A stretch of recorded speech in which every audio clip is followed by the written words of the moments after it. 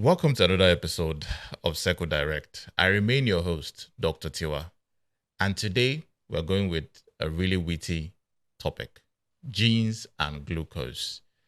What is the relationship between our genes and how do they relate to glucose? Now, what are genes? Genes are typically what are passed down to us from our parents and what we are able to pass down to our kids. One of the things that has a high likelihood of being passed down to us, of being passed down from us to our kids, is prediabetes. Now, that's where the glucose comes in. You get how the genes and the glucose coming together today in this episode. That's how we're going to explain it to you now. For prediabetes, it affects millions of people worldwide. And this is when the sugar in your blood is high, but not high enough to become type 2 diabetes. And this is only found out by doing your regular medical checkups by a medical doctor. So please, before we continue, always make sure that you do your regular checkups. So what that means typically is prediabetes, if it was had by either your father or your mother, there's a high likelihood, if not controlled, you would have it. And if you didn't control it, it can pass down to your kids. That is what it has in terms of a relationship between prediabetes and how your genes play a role in the transmission. Now, I know that might sound scary to you that, oh, meaning so I can do everything I need to do and I'll still get diabetes. No, that's not what we're saying. What we're saying here is there is a likelihood, but you are the one that determines if it gets to you or not. How do you prevent that, or how do you make decisions to make sure that you don't get it? First off, you must know your family history. You must know whether your father had it, whether your mother had it, whether their father had it, or whether their mother had it. I know in a situation, in a concept like Nigeria, where health is still in its infancy, or health is still growing slowly and slowly here, we do not really know too far back whether our grandparents had diabetes or not. But we can at least have a way of trying to know by asking our fathers, asking our mothers if they did have it. Now, if they did have it, it is also good to know if and how they managed it, what signs they did have during that time, whether they were living a healthy lifestyle or what modifications they made to make sure it didn't progress to type 2 diabetes.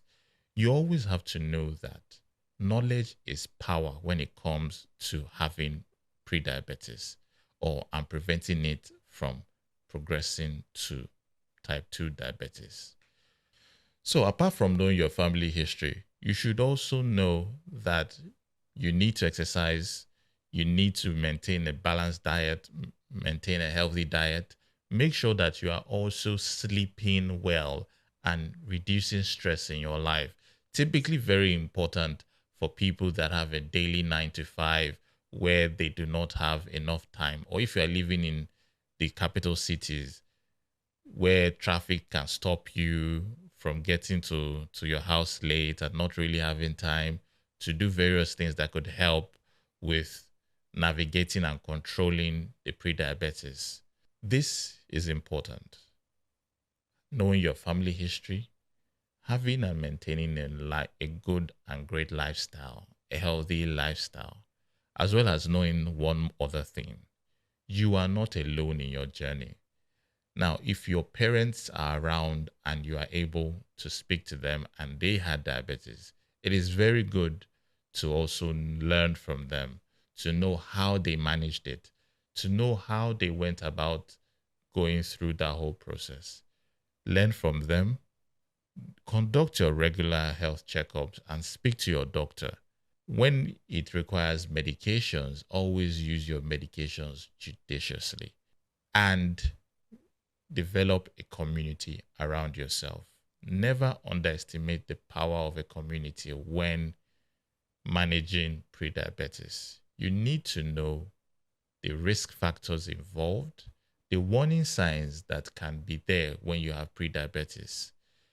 Empower yourself by making informed decisions, healthy decisions that would help your health and your well-being.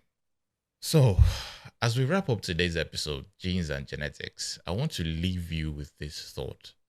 Genetics may shape your predisposition to prediabetes, but it's ultimately our actions that determine our health outcomes. We have the key to deciding whether we are going to have this prediabetes progress to type 2 diabetes, nothing else. Make sure you are very well informed, embrace the power of knowledge, and harness the strength of community. We determine our genetic destinies, one healthy choice at a time. Now that ends this episode today. Until next time, I remain your host, Dr. Tiwa. I'll see you on the next episode.